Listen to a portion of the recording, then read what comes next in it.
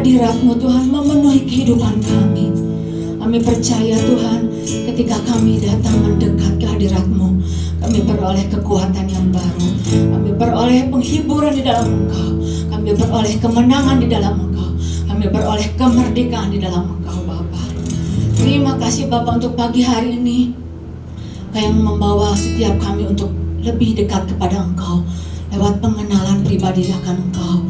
Sebentar kami mau mendengarkan sebagian dari firman-Mu. Kami percaya Tuhan, waktu yang singkat ini Tuhan yang memberkatinya Bapa, sehingga setiap firman yang ditaburkan pada pagi hari ini tidak kembali dengan sia-sia. Urapi setiap kami yang mendengarkannya ya Bapa, hati kami, telinga kami ya Bapa, juga hamba-Mu yang menyampaikan kebenaran firman-Mu ya Bapa. Bekerjalah ya Tuhan, kuasai dan kendalikan setiap hati dan pikiran kami. Hanya di dalam nama Tuhan Yesus Kristus kami sudah berdoa dan sama-sama kita katakan amin. Shalom Ibu Bapak semuanya, bagaimana kabarnya pagi hari ini? Wow, dahsyat ya. Saya percaya Ibu Bapak tetap terus mengikuti pesan demi pesan untuk minggu ini. Yaitu temanya itu mata yang jeli, diambil dari Efesus 5 ayat yang ke-15. Kita sama-sama terlebih dahulu membacanya. Karena itu, perhatikanlah dengan seksama bagaimana kamu hidup. Janganlah seperti orang bebal, tetapi seperti orang arif. Jadi tema kita adalah mata yang jeli ya. Nah Ibu Bapak, ketika Tuhan bekerja gitu ya, Dia bekerja itu dengan satu perencanaan. Dia bekerja dengan planning. Mulai dari penciptaan hari pertama, kenapa Dia harus menciptakan terang dan gelap. Kemudian Dia ciptakan hari kedua, ketiga, keempat, kelima sampai keenam. Dia ciptakan itu hari per hari. Ada tumbuhannya, kenapa harus tumbuhannya dulu, kemudian harus ada daratannya dulu. Dia ciptakan itu semua dengan maksud dan tujuan. Termasuk juga pada saat Dia mencipta diri kita, pada saat Dia membentuk diri kita, tubuh kita contohnya ya. Ada kepala, ada bagian anggota tubuh kita, ada kaki. Kenapa di muka kita harus ada mata, ada hidung, ada mulut. Kemudian kita punya anggota tubuh, tangan, kaki. Di dalamnya itu ada jantung dan peredarannya, paru-paru dan peredarannya. Dia semuanya Dia ciptakan itu dengan punya maksud. Ada tujuannya. Nah begitu juga dengan mata kita, dengan mulut kita, dengan telinga kita. Waktu Dia mencipta dua mata kita di depan dan satu mulut, Dia punya maksud. Apa maksudnya? Mungkin Ibu Bapak bisa bertanya sama diri kita sendiri. Oh maksudnya kita harus lebih banyak untuk melihat terlebih dahulu sebelum kita menyimpulkan sesuatu, sebelum kita berkata-kata. Dan ada banyak mungkin kita juga tahu kenapa ya telinga kita dua, mulut kita satu, dan kita bisa menyatakan ada maksud Tuhan. Nah Ibu Bapak, ketika Tuhan bekerja dengan maksud dan tujuan dalam kehidupan kita, saya percaya ketika saya bertanya gitu, Tuhan kenapa ya kok Tuhan mencipta saya matanya itu di depan dua gitu ya, kok enggak satu di depan, satunya lagi di belakang, kan lebih sepertinya tuh lebih efektif gitu ya. Kalau jalan kan bisa lihat satu ke depan, terus lihat di belakangnya itu kayak spion, bisa tahu gitu ya. Nah Ibu Bapak, ketika saya bertanya demikian, saya mendapatkan satu jawaban. Tuhan mencipta kita, Dia dengan maksud. Dua-duanya di depan itu Dia punya maksud. Maksudnya apa? Dia cipta kita dalam keserasian. Coba bayangkan Ibu Bapak, kalau mata kita di depan satu, di belakang satu, kita sepertinya jadi makhluk yang aneh ya, atau juga makhluk yang menyeramkan gitu. Kan takut gitu ya, lihat di depan satu, waduh lihat di belakang satu, kayak gimana gitu ya. Jadi Tuhan mencipta dua mata kita, Dia ciptakan itu dalam keserasian.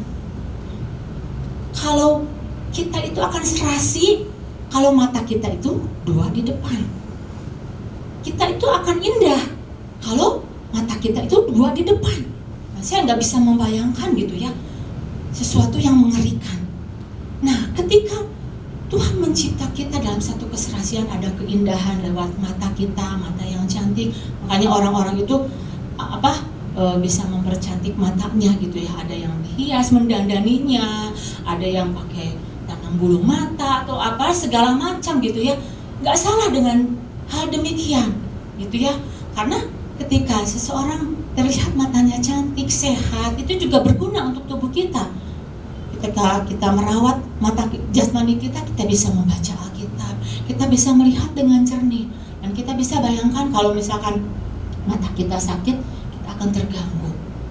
Nah, itulah yang menyebabkan ketika seseorang matanya itu terganggu, maka ada orang-orang yang sepertinya mungkin nggak bisa melihat, ada orang-orang berusaha untuk mengembalikan fungsi dari mata tersebut supaya terlihat indah, terlihat cantik. Jadi ketika saya tahu, oh sekarang ada ilmuwan yang menciptakan mata bionik. Wah, mata bionik itu satu implan yang ditaruhkan di retina mata yang tidak bisa melihat, tetapi dia bisa menangkap sensor dan bekerja sama dengan otak kita. Wah, itu sesuatu yang menurut saya betapa pentingnya gitu mata. Nah, tetapi ini berbicara itu tentang mata secara mata jasmani, mata yang sepertinya cantik gitu ya. Berusaha orang-orang untuk melihat dengan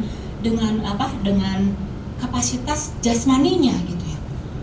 Nah, lewat pesan Tuhan untuk minggu ini, Tuhan pengen kita bukan sekedar punya mata yang cantik, bukan sekedar ingin punya mata yang indah, mata yang elok, tetapi yang Tuhan mau adalah kita memiliki mata yang jeli.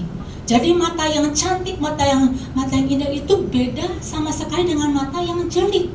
Karena ketika berbicara mata yang jeli, itu akan berbicara dalam satu tingkatan, yaitu apa? Kecerdasan spiritual. Apa itu kecerdasan spiritual?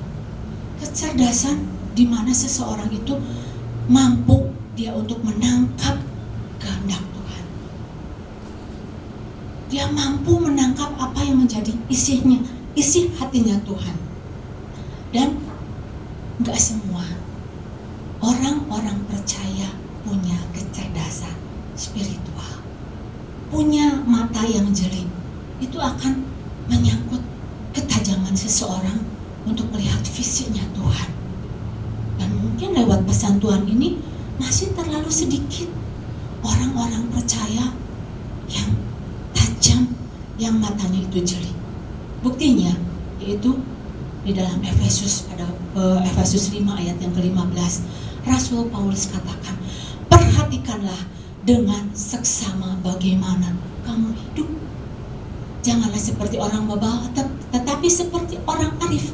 Jadi ketika Rasul Paulus menyampaikan ayat ini, dia menyampaikannya itu untuk orang-orang yang percaya, yang bukan yang baru lahir baru gitu.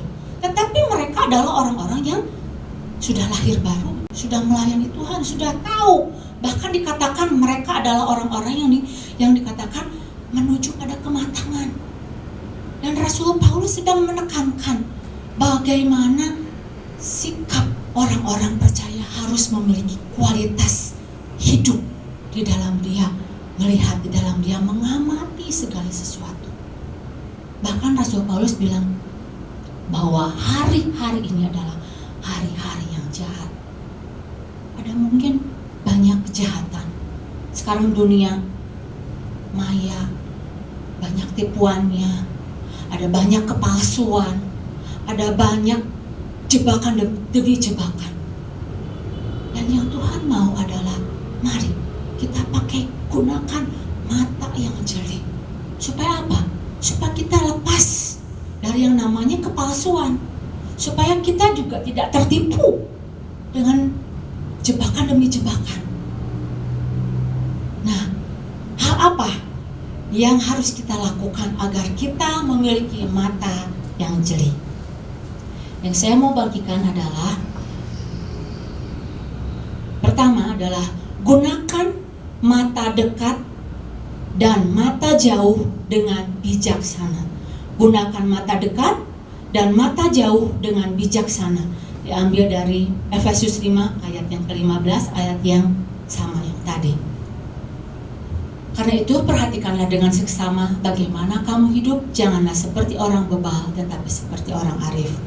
Nah, Ibu Bapak, gunakan mata dekat dengan mata yang jauh. Jadi satu kali ketika saya menyiapkan firman Tuhan ini, saya teringat gitu ya. Kenapa poin ini saya taruh yang pertama? Saya teringat pada waktu itu saya lagi ngobrol-ngobrol gitu ya sama saudara Marbun pada waktu itu di atas gitu ya. Jadi kalau kita mau melihat pada saat kita membaca firman Tuhan satu ayat, kita bisa melihat ya, katakan dalam konteks dekat dan juga dalam konteks yang jauh. Oh begitu ya. Kemudian dia memberikan sebuah ilustrasi kepada saya, dan ini dipelajari juga pada saat saya kuliah di teologi ya. Nah, dia berikan sebuah ilustrasi, yaitu pada saat kita melihat sebuah pohon dari kejauhan. Oh iya, ada pohon itu besar, pohon itu tinggi. Oh iya, daunnya itu hijau, kemudian batangnya itu besar. Nah, itu saya melihat dengan mata yang jauh. Tetapi ketika saya ingin tahu lebih dekat lagi dengan pohon itu, maka saya mendekat pohon tersebut. Saya lihat, saya mendekati pohon tersebut. Ketika saya mendekat, oh dilihat, ternyata dari pohon tersebut udah keluar, ada cabangnya, ada rantingnya. Nah, saya kemudian nggak cukup di situ, saya akan mendekat lagi. Ketika melihat lagi, oh ternyata di tangkai-tangkainya itu udah mulai lagi keluar, ada kuncup-kuncupnya. Kemudian terlihat lagi udah mulai, oh ada sarang-sarang semut gitu ya. Oh ada kutunya juga terlihat. Dan saya nggak sampai di situ. Ketika saya pengen tahu lebih dekat lagi, maka saya gunakan yang namanya kaca pembesar.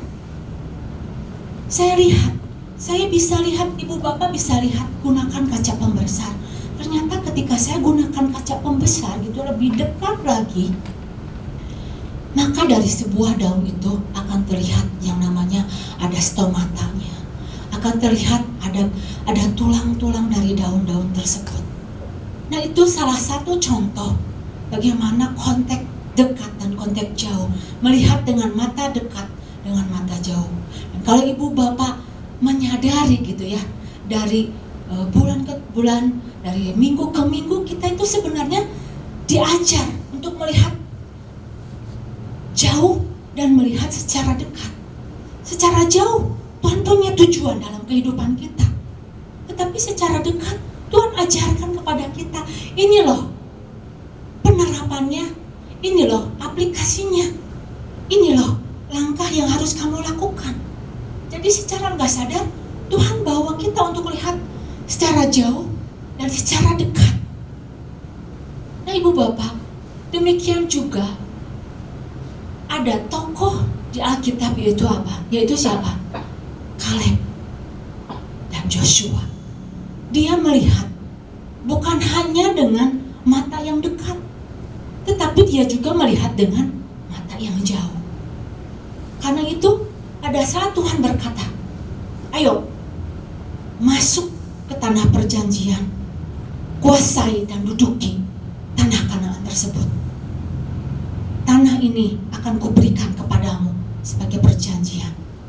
Nah, Ibu Bapak, Joshua dan Kaleb, dia pakai mata secara jauh, juga dia memakai mata secara dekat. Oleh karena itu, 12 pengintai diutus ke sana untuk untuk melihat kondisi dari tanah perjanjian tersebut, Kanaan pada waktu itu ya. Namun yang membedakan adalah hasilnya. Hanya 2 orang, yaitu Joshua dan Kaleb, menggunakan mata dekat dan mata jauh. Tetapi 10 orang hanya menggunakan mata yang dekat. Hasilnya itu sangat berbeda sekali.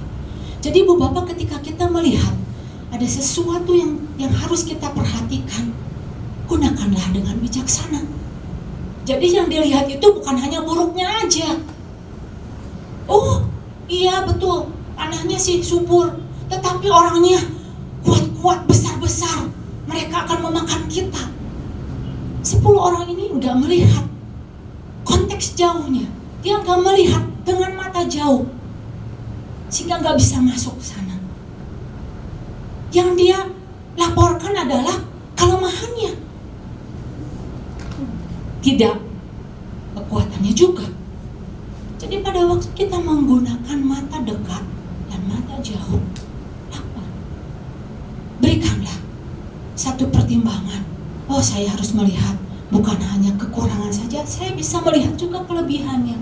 Saya bisa melihat kelemahannya juga, saya bisa melihat kekuatannya.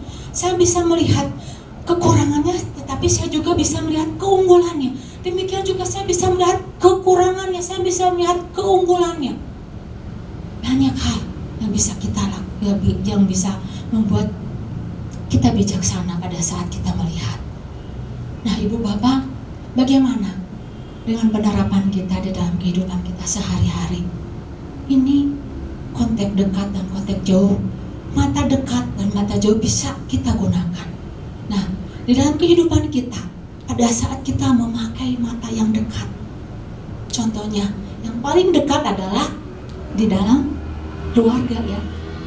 Itu ketika di dalam keluarga, mata dekat kita itu akan bekerja, mata dekat kita akan memperhatikan. Oh, suami saya begini.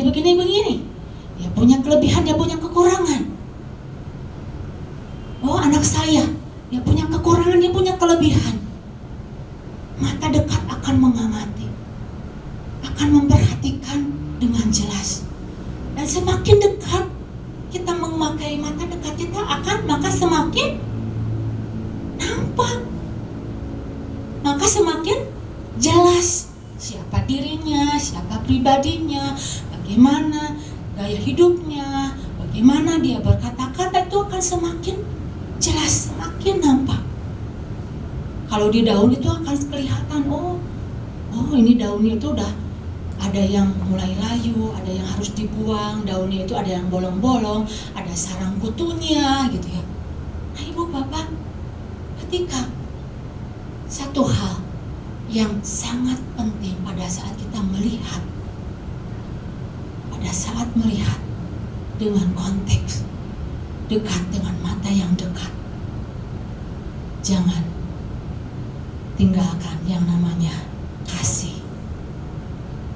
Karena pada saat kita melihat dengan konteks dekat itu, semuanya akan terlihat. Semuanya. Pada saat kita kehilangan kasih, maka semuanya akan menjadi buruk, semuanya akan menjadi jelek semuanya. Itulah yang Rasul Paulus katakan. Dia sambung kemudian dengan Efesus 5 ayat 22 sampai selanjutnya, bahwa hubungan itu harus dibangun di dalam kasih. Ketika kasih itu hilang, maka otomatis orang tersebut tidak bisa untuk melihat dengan mata yang jauh. Yang terlihat adalah semua keburukannya. Di sanalah dikatakan bahwa hubungan harus dibangun di dalam kasih. Dan di dalam Wahyu dikatakan bahwa Tuhan sangat mencela jemaat di Efesus karena apa? Kasihnya itu udah mulai luntur, sudah mulai ditinggalkan. Nah, Ibu Bapak, mari kita bercermin kembali. Gak ada manusia yang sempurna. Yang sempurna itu milik Tuhan. Kita sedang menuju pada kesempurnaan. Tetapi kasih itu akan mengikat, akan menyatukan mata dekat dan mata jauh di dalam kehidupan kita. Dan apa itu kasih? Ibu bapak bisa tahu ya, kita bisa belajar di materi mempersiapkan pernikahan yang kokoh ya. Nah itu yang pertama yang saya bagikan adalah gunakan mata dekat dan mata yang jauh. Kemudian apa yang harus kita lakukan agar kita memiliki mata yang jeli? Yang kedua adalah gunakan alat bantu ya. Ibu bapak kok sama gitu ya. Waktu saya mempersiapkan terus kemudian ada itu ya pembahasan yang kemarin gitu. Oh, ada alat bantu gitu ya. Oh, mungkin ibu bapak waktu lagi share group bisa apa sih yang kita gunakan itu alat bantu pada saat kita melihat untuk mengamati sesuatu. Mungkin ibu bapak bisa tahu gitu ya, alat bantunya itu orang-orang terdekat kita gitu ya, suami kita, istri kita atau anak-anak kita, itu bisa jadi satu jawaban juga. Tapi saya mau gitu ya memperdalam alat bantu kita yang lainnya itu adalah Roh Kudus. Alat bantu kita adalah kuasa Roh Kudus. Jadi kalau ibu bapak lihat gitu ya di thumbnail YouTube kita gitu ya, ada daun-daun, kemudian ada kupu-kupu, kemudian ada kaca pembesar gitu ya, kemudian di sampingnya itu ada pengkhotbah. Nah itu alat bantu untuk melihat. Si kaca pembesar itu alat bantu untuk melihat. Nah yang saya mau bagikan pagi hari ini alat bantu yang lainnya juga adalah Roh Kudus. Diambil dari Efesus 5 ayat yang ke-18. Dan janganlah kamu mabuk oleh anggur, karena anggur menimbulkan hawa nafsu, tetapi hendaklah kamu penuh dengan Roh Kudus. Di sini ada kata hendaklah kamu penuh dengan Roh Kudus. Jadi ketika seseorang ingin memiliki mata yang jeli, tidak ada jalan yang lain, dia harus penuh dengan Roh Kudus. Karena itu merupakan satu penggerak, itu merupakan satu motor yang menggerakkan seseorang untuk melihat dalam satu kedalaman. Dikatakan bahwa hendaklah kamu penuh dengan Roh Kudus. Jadi kalau saya lihat ini, aqua ini penuh ya ibu bapak, penuh ya. Nah ketika kalau ada satu ruangan yang nggak penuh gitu ya, maka ruangan itu akan diisi oleh yang lain. Entah itu di dalam kehidupan kita, kalau kita nggak penuh dengan Roh Kudus, maka akan diisi ruangan yang kosong itu bisa dengan keegoisan kita, bisa dengan kedagingan kita, atau hal-hal yang tidak memuliakan nama Tuhan. Dan ketika kita lebih jauh lagi gitu ya, mempelajari dari ayat ini gitu ya, Tuhan bilang gini, perhatikanlah dengan seksama bagaimana kamu hidup. Ketika Tuhan perintahkan bagaimana kamu memperhatikan bagaimana kamu hidup, Dia sertai dengan kata jangan. Ada 3 kata jangan. Ada kata jangan, kamu bebal, tetapi jadilah orang arif. Jangan kamu bodoh, tetapi hendaklah kamu mengerti kehendak Tuhan. Jangan kamu mabuk oleh anggur, tetapi penuhlah dengan Roh Kudus. Jadi ada 3 kata jangan dan tetapi. Jadi ketika Tuhan menyuruh kita untuk memperhatikan, Dia juga kasih tahu caranya. Kamu jangan bodoh ya, kamu jangan bebal ya, kamu jangan mabuk oleh anggur. Dan kita bisa sepertinya gini, biasa gitu, arti yang biasa, karena kita udah terbiasa gitu dengan kata bodoh, dengan kata bebal gitu ya. Itu mah ya kalau bodoh mah ya bodoh aja gitu, karena dianya nggak pintar, dianya nggak ngerti gitu ya.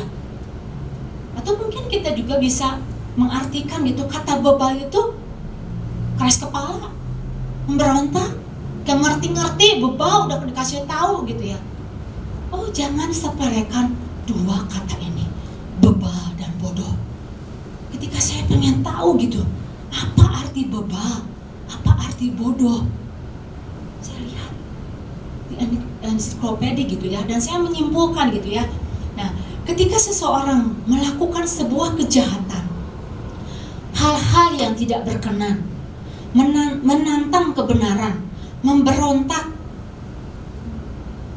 dan menganggap apa yang baik itu sebenarnya sepertinya menganggap sesuatu yang tidak baik itu adalah baik, dan melakukan dengan sengaja apa yang baik, melakukan dengan sengaja yang tidak baik, tanpa seseorang itu mengetahui, tanpa seseorang itu memiliki satu pengetahuan, dan dia melakukannya dengan sebuah kesengajaan. Tetap saja kebodohan itu adalah sebuah dosa. Kebodohan itu adalah sebuah dosa, dan kebodohan dikaitkan dengan kedegilan hati. Ini bukan sesuatu hal yang sepele, Bapak. Dan dikatakan bahwa kedegilan hati adalah sengaja tidak mau tahu atau lebih memilih yang tidak berkenan, sehingga orang tidak mau menerima masukan. Nah, ini betapa bahayanya seseorang kalau bebal, kalau bodoh. Makanya Tuhan mau setiap kita itu, ayo, kalau kita mau melihat sesuatu, kita harus penuh berbau dengan Roh Kudus, penuh. Jadi kepenuhan itu tidak berlangsung untuk satu hari seperti di jemaat Efesus pada waktu itu, tetapi harus berlangsung dari waktu ke waktu. Intensitas seseorang akan menentukan kepenuhan Roh Kudus atau tidak. Pada waktu kita ingin gitu ya, contohnya kita ingin lebih dekat untuk mengenal seseorang itu, maka diperlukan itu waktu yang hanya 1 bulan 1 kali kita bisa ngobrol. Untuk kita lebih dekat, bukan hanya 1 minggu, tetapi setiap hari, setiap waktu, sampai kita tahu, sampai kita mengerti, sampai kita dipenuhi oleh keberadaan orang tersebut. Nah, ini bagaimana caranya agar kita senantiasa dipenuhi oleh Roh Kudus. Dan Tuhan katakan betapa pentingnya kepenuhan Roh Kudus itu. Dan Tuhan katakan di dalam Lukas 24 ayat yang ke-49 bahwa Dia akan memperlengkapi kita, bahwa Dia akan membantu kita. Coba dilihat dari Lukas 24 ayat yang 49. Dan aku akan mengirim kepadamu apa yang dijanjikan Bapakku, tetapi kamu harus tinggal di dalam kota ini sampai kamu diperlengkapi dengan kekuasaan dari tempat Maha Tinggi. Nah, ini Tuhan memperlengkapi dengan kuasa dari tempat yang Maha Tinggi. Artinya Ibu Bapak, kuasa dari tempat yang Maha itu satu kuasa yang melampaui kekuatan alami manusia kita, kekuatan yang melampaui mata jasmani kita. Jadi yang Tuhan mau adalah bagaimana setiap kita, untuk kita memiliki mata yang jeli. Mari semakin dalam, semakin akrab kembali diri kita untuk semakin dekat dengan Tuhan. Dan selamat menggunakan mata dekat dan mata jauh kita, dan gunakan alat bantu yaitu Roh Kudus memenuhi kehidupan kita. Demikian firman Tuhan. Tuhan Yesus memberkati.